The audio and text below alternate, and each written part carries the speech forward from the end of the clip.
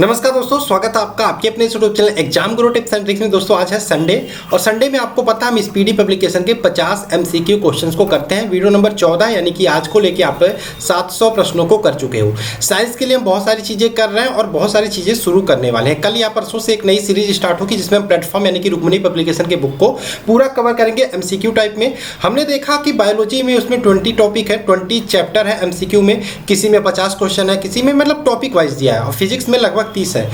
हर topic को हम एक वीडियो में कवर करेंगे, यानी कि बायो को 20 वीडियोज में और फिजिक्स को 30 वीडियो में। यानी कि पहले हम बायोलॉजी स्टार्ट कर रहे हैं, कल या परसों से स्टार्ट हो जाएगा। इसलिए आपको क्या करना है, चैनल को सब्सक्राइब कर लेना है, बेल का आइकन क्लिक कर लेना है, जुड़ जाना है हमारे साथ। ये जो सेशन चल रहा है ये एक प्रकार का एमसीक्यू टाइप का टेस्ट होता है, संडे में स्पेशल है।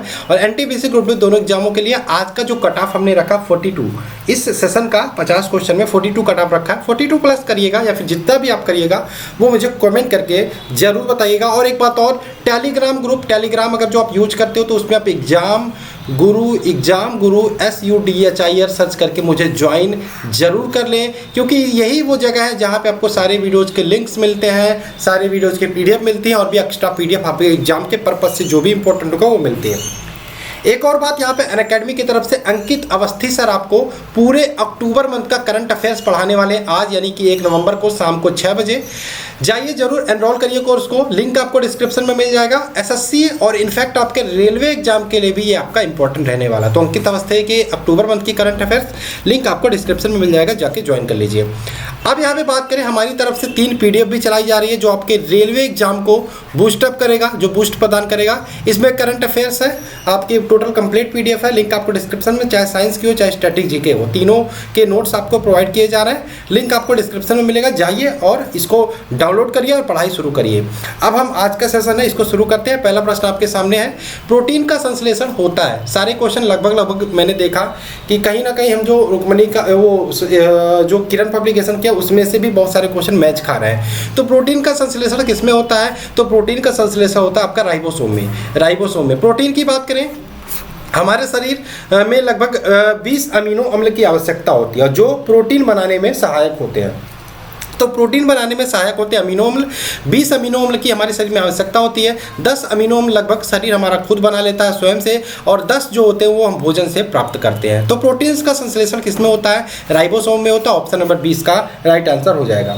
आगे चले, नेक्स्ट हमारा माइटोकांड्रिया का संबंध है। माइटोकांड्रिया का संबंध है, आप माइटोकांड्रिया नहीं तो क्वेश्चन आपने जरूर पढ़ा होगा, पावर हाउस ऑफ सेल्स, यानी कि कोशिका का पावर हाउस किसको बोलते हैं, कोशिका का पावर हाउस किसको बोलते हैं। तो ये बार बार आपके सामने आता है माइटोकांड्रिया। तो माइटोकांड्रिया का संबंध किससे है, श्वसन स्थल से, श्वसन स्थल से।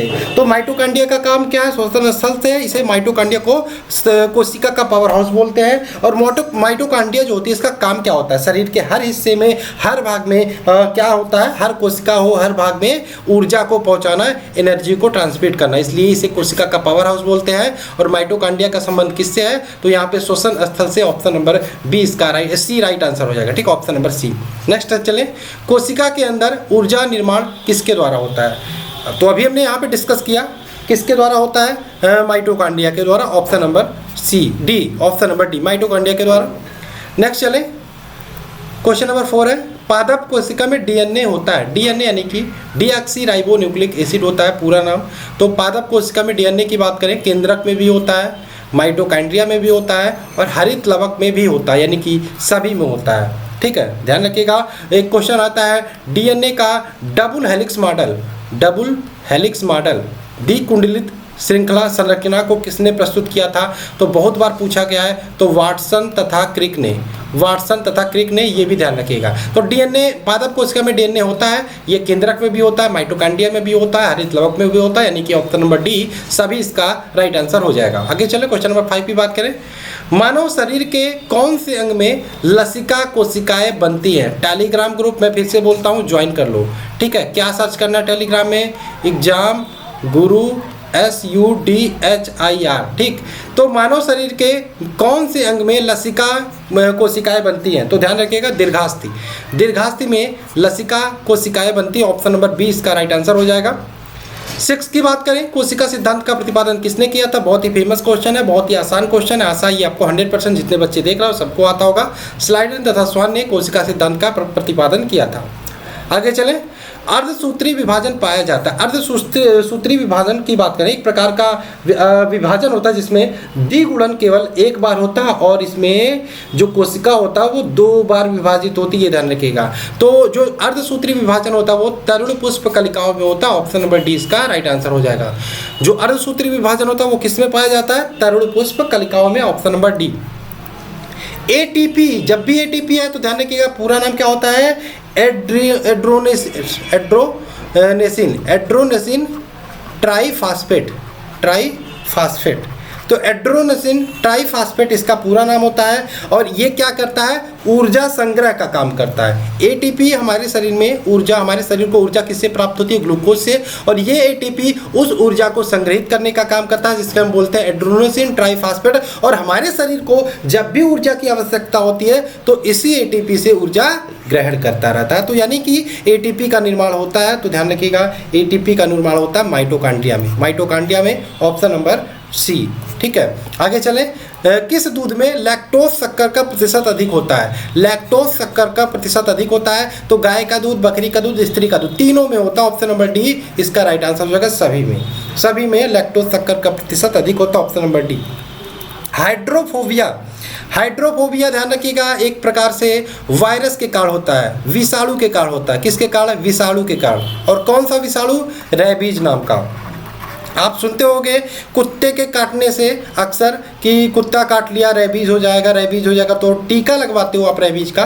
ठीक है, विशेषकर जो जानवर होते हैं उनके लार में ये वायरस पाया जाता है, रेबीज। सभी में नहीं, जो कुत्ते पालते हैं उनको पता होगा, वो बार बार उनको इंजेक्शन लगवाना पड़ता है जिससे वो वायरस मर जाए। ठीक है, अब उनके लार में होता है तो जो अगर जो कुत्ता काट लिया तो आपको ये वायरस अगर जो आपके अंदर गया तो हाइड्रोफोबिया नामक रोग हो सकता है। इसमें पानी से भी डर लगता है आपको और इसमें जो मौत होती है ना बहुत बुरी होती है, तो इसलिए कोशिश करिए। चलो ठीक है, इसका आंसर क्या हो जाएगा? हाइड्रोफोबिया रोग किससे होता है? हाँ, विषाणु से। किससे? विषाणु से, ऑप्शन नंबर सी। ठीक है, किस विषाणु? Rabies virus. और संक्रमित जो पशु होता है उसके लार से ये होता है। नेक्स्ट बात करें क्वेश्चन नंबर 11, सबसे ज़्यादा दिन तक जीवित रहने वाला पक्षी, हमेशा ध्यान रखिएगा ऑस्ट्रिच। सबसे ज़्यादा दिन तक जीवित रहने वाला पक्षी होता है ऑस्ट्रिच, ऑप्शन नंबर सी। ये 12 की बात करें, चमगादड़ किस वर्ग का प्राणी है? तो चमगादड़ की बात करें किस वर्ग का प्राणी है? Mammalia, option number A. चमगादड़ किस वर्ग का प्राणी है? तो मैमेलिया यानी कि ऑप्शन नंबर ए। 13 की बात करें, एथलीट फुट बीमारी होती है। अब नाम से स्पष्ट है एथलीट मतलब जो धावक होते हैं, जो दौड़ते हैं, विशेषकर जो नम भूमि होती है, जो जमीन होता है, जो बिना पैर के चलते हैं, तो वहाँ पे जो जमीन होता है वहाँ पे कवक पाया जाता है जिसका नाम है ट्राइफाइटोकान का नामक एक कवक होता है। कवक हिंदी में बोलते हैं फंफूद। और जो धावक होते हैं वो नंगे पैर दौड़ते हैं, नम भूमि होती है, तो ये जो कवक होते हैं वो फंफूद उनके पैरों को संक्रमित कर लेता है और विशेषकर खुजली होती है। ठीक है, तो ये हो जाएगा फंफूद से होता है एथलीट फुट नामक बीमारी। आगे चले, लीची में खाने वाला भाग कौन सा होता है? तो लीची में जो खाने वाला भाग होता है हमेशा ध्यान रखना एरिल। ठीक है, लीची में खाने वाला भाग होता है एरिल यानी कि ऑप्शन नंबर ए। 15 की बात करें, लैंगरहंस की दीपिकाएं पाई जाती हैं, तो ध्यान रखिएगा हमेशा अग्नाशय में। अग्नाशय और इस लैंगरहंस की दीपिका से बहुत सारे हार्मोन स्रावित होते हैं जिसमें एक आपका इंसुलिन होता है। और इंसुलिन आपको पता है जो डायबिटीज रोग होता है वो इसी के कारण होता है। तो लैंगरहंस की दीपिकाएं कहाँ पाई जाती है? अग्नाशय में, या फिर कह सकते हो पैंक्रियाज में, यानी कि ऑप्शन नंबर 20 का राइट आंसर हो जाएगा, पैंक्रियाज में। ठीक है, और इसी जो लैंगरहंस की दीपिका है इसी से आपका इंसुलिन का स्रावण होता है। ठीक है, आगे चले। रुधिर परिसंचरण तंत्र की खोज किसने की थी? बहुत ही फेमस क्वेश्चन है। रुधिर परिसंचरण की खोज की थी विलियम हार्वे ने यानी कि ऑप्शन नंबर ए। नेक्स्ट चले, 17 की बात करें, विषाणु की खोज किसने की? वायरस की खोज किसने की? तो ध्यान रखिएगा हमेशा विषाणु या वायरस की खोज की थी इवोनोस्की ने सबसे पहले तंबाकू के पत्ती में मोजैक वायरस की खोज की थी। कब की थी? 1892 में। ठीक है, मोजैक वायरस की खोज की थी इवोनोस्की ने सर्वप्रथम। तो विषाणु की खोज किसने की सर्वप्रथम? इवोनोस्की ने। किसमें? तंबाकू के पत्ती में मोजैक वायरस की। ठीक, आगे चले। कुत्ते के काटने पर वायरस के द्वारा जो रोग उत्पन्न होता है वह कहलाता है, तो हाइड्रोफोबिया कहलाता है। कौन सा वायरस होता है? Rabies virus. अभी मैंने बताया रेबीज वायरस के कारण कौन सा रोग होता है? आपका कौन सा रोग उत्पन्न होता है? हाइड्रोफोबिया। ठीक, नेक्स्ट चले, एक और क्वेश्चन आता है, जो पानी से डरना होता है वो किस प्रकार का फोबिया होगा, पानी का डर, तो वो आपका हाइड्रोफोबिया ही होता है। ठीक है, जीवाणु खोज सर्वप्रथम किसने की थी, तो जीवाणु की खोज सर्वप्रथम की थी एंटोनियो वान ल्यूवेनहॉक ने। एंटोनियो वान ल्यूवेनहॉक ने जीवाणु की खोज सर्वप्रथम की थी। ऑप्शन नंबर डी इसका राइट आंसर हो जाएगा। आगे चलें, 20 की बात करें, शकरकंद में भोजन संग्रहित होता है, शकरकंद में भोजन संग्रहित होता है, तो हमेशा ध्यान रखिएगा स्तंभ में, ऑप्शन नंबर ए, स्तंभ में, यानी कि ऑप्शन नंबर ए, शकरकंद में भोजन संग्रहित कहाँ होता है, स्तंभ में। 21 पे चले, हल्दी के पौधे का खाने योग्य हिस्सा कौन सा होता है, तो हल्दी के पौधे का खाने योग्य हिस्सा कौन सा होता है, इसका होता है प्रकंद, ऑप्शन नंबर डी बी, प्रकंद खाते हैं हम हल्दी के हिस्से का। ठीक है, जो खाने वाला भाग होता है प्रकंद, ये बहुत इंपॉर्टेंट है, इसको मैंने कराया भी था और फिर से मैं कराऊंगा। ठीक है, और जो रुक्मणी पब्लिकेशन या फिर प्लेटफॉर्म की बुक स्टार्ट हो रही है साइंसिकल, उसको ज्वाइन करना मत भूलिएगा। इसीलिए मैं बोल रहा हूँ बार बार सब्सक्राइब कर लो चैनल को, और वीडियो को शेयर भी करते रहो आप लोग, जितना प्यार करो मतलब शेयर करोगे वही मेरा मोटिवेशन है। ठीक है, बस इससे मुझे ज़्यादा मुझे कुछ नहीं चाहिए, आप कमेंट करो, लाइक करो।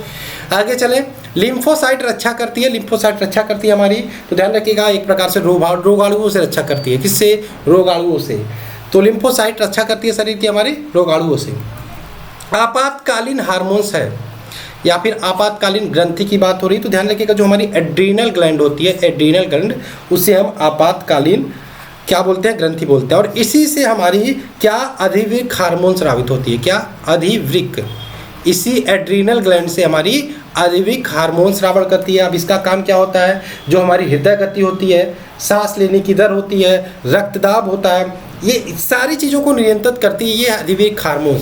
ठीक है, और जब हम डरे हुए होते हैं, जब हम खुश हो जाते हैं या फिर ठीक है, जब हम डर होते मतलब किसी भी चीज़ से डर होते हैं या फिर खुशी होती है, तो ये जो हार्मोन्स होती है बहुत तेज़ी से स्रावित होती है। ठीक है, तो इसीलिए हम जो एड्रीनल जो हार्मोन्स होती है, ठीक है, इसे हम क्या बोलते हैं, आपातकालीन ग्रंथि, इमरजेंसी ग्लैंड बोलते हैं। ठीक है, तो एड्रीनल ग्लैंड इसका राइट आंसर हो जाएगा, आपातकालीन ग्रंथि जिसको बोलते हैं, इमरजेंसी ग्लैंड जिसको बोलते हैं। ठीक है, आगे चलें, 24 number question, pellagra, vitamin B3, ध्यान रखना हमेशा B3 की कमी से पेलाग्रा रोग होता है, और किस पोषक पदार्थ की लगातार कमी से हो जाता है, तो नियासिन, नियासिन ध्यान रखिएगा, ऑप्शन नंबर ए, और विटामिन B3 की कमी से हमारा पेलाग्रा नामक रोग होता है, और नियासिन की कमी से ये होता है। ठीक है, आगे चलें, मानव शरीर की मास्टर ग्रंथि किसको बोलते हैं, बहुत ही फेमस क्वेश्चन है, पिट्यूटरी ग्लैंड को ही हम मास्टर ग्रंथि बोलते हैं, ऑप्शन नंबर ए इसका राइट आंसर हो जाएगा।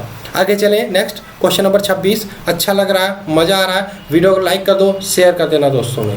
26 नंबर, रक्त का कब्रगाह किसे बोलते हैं, तो रक्त का कब्रगाह या फिर रक्त का कब्रिस्तान प्लिया को बोलते हैं, प्लिया, यहाँ पे जाके जो रक्त होती है वो डेड हो जाती है, तो प्लिया बोलते हैं, रक्त का कब्रिस्तान या रक्त का कब्रगाह। आगे चलें, कौन सा खनिज लवण शरीर में बहुतायत मात्रा में पाया जाता है, तो खनिज लवण कौन सा, तो ध्यान रखिएगा हमेशा कैल्शियम, कैल्शियम बहुतायत मात्रा में हमारे शरीर में पाया जाता है। ठीक है, आगे चलें, 28 की बात कर लेते हैं, लड़का पैदा होगा तब गुणसूत्र क्या होगा, ध्यान रखना हमारे शरीर में, मानव शरीर में 46 गुणसूत्र होते हैं, जोड़ी में बात करें 23 जोड़ी होती हैं, 22 जोड़ी की बात करें, 22 जोड़ी की बात करें, ये चाहे पुरुष हो चाहे स्त्री हो, सब में समान होते हैं। जो लड़का या लड़की होने की प्रोबेबिलिटी होती है वो 23वें जोड़ी गुणसूत्र पर डिपेंड करती है, यानी कि पुरुष होगा अगर गुणसूत्र XY होगा, XX होगा तो लड़की होगी, तो इसका आंसर क्या हो जाएगा, लड़का पैदा होगा तब गुणसूत्र क्या होगा, XY, लड़की पैदा होगी तो गुणसूत्र कितनी होगी, XX, और मनुष्य में कितनी जोड़ी गुणसूत्र होती है, 23, कितने टोटल होते हैं, 46, इसको ध्यान रखिएगा, और 22 जोड़ी टोटल जो होती है गुणसूत्र, इसको हम ऑटोसोम बोलते हैं, क्या बोलते हैं, ऑटोसोम बोलते हैं, और जो 23वां जोड़ी गुणसूत्र होता है उसके सेक्स क्रोमोसोम बोलते हैं, इसको भी आप ध्यान रखिएगा। ठीक, आगे चलें, स्तनधारियों में मुख्य उत्सर्जी पदार्थ होता है, स्तनधारियों में, देखो बहुत जल्दी जल्दी कर रहा हूँ, मुझे पता है आपको कमेंट करने की जरूरत नहीं है, बहुत जल्दी जल्दी करो क्योंकि मैं रिवीजन करवा रहा हूँ, मैंने बोला MCQ टाइप में टेस्ट होगा, आप ये मान के चलिएगा। ठीक है, तेज़ी से करो, रिवीजन करो, बहुत सारी चीज़ें आपको इसमें पता भी चलेगी, ऐसी नहीं सारी चीज़ें भूल जाएंगे। ठीक है, टेस्ट है, आप देख के देखो आपको कितने क्वेश्चन सही सही आते हैं। स्तनधारियों में मुख्य उत्सर्जी पदार्थ क्या होता है, तो ध्यान रखिएगा urea, option number A, urea मुख्य उत्सर्जी पदार्थ होता है। 30 की बात करें, श्वसन दर सबसे कम किसमें होती है, तो श्वसन दर सबसे कम कब होती है, जब आप सोते हो, जब आप खर्राटे भरते हो निद्रा में, तब आपकी श्वसन दर जो होती है वो सबसे कम होती है। आगे चलें, न्यूक्लियस की खोज किसने की थी, तो हमेशा ध्यान रखिएगा न्यूक्लियस की खोज की थी रॉबर्ट ब्राउन ने, option number C, Robert Brown ने न्यूक्लियस की खोज की थी। 32 नंबर क्वेश्चन है, अंतर्राष्ट्रीय जैविक कृषि फार्म संस्थान कहाँ स्थित है? तो अंतर्राष्ट्रीय जैविक कृषि फार्म संस्थान की बात करें तो आपका लंदन में स्थित है। कहाँ पे? लंदन में, ऑप्शन नंबर बी। आगे चलें, देखिए यहाँ पे भारत नहीं है, भारत कुछ ज़्यादा ही टाइपिंग वाले ने मिस्टेक कर दिया है, ये भारत है। भारत का केंद्रीय औषधि अनुसंधान संस्थान कहाँ स्थित है? भारत का केंद्रीय औषध की जगह पे अगर जो विष आ जाए तो औषधि या विष दोनों याद रखिएगा, ठीक है। आपका कहाँ पे है? लखनऊ में। भारत का केंद्रीय औषधि अनुसंधान संस्थान कहाँ पे है? लखनऊ।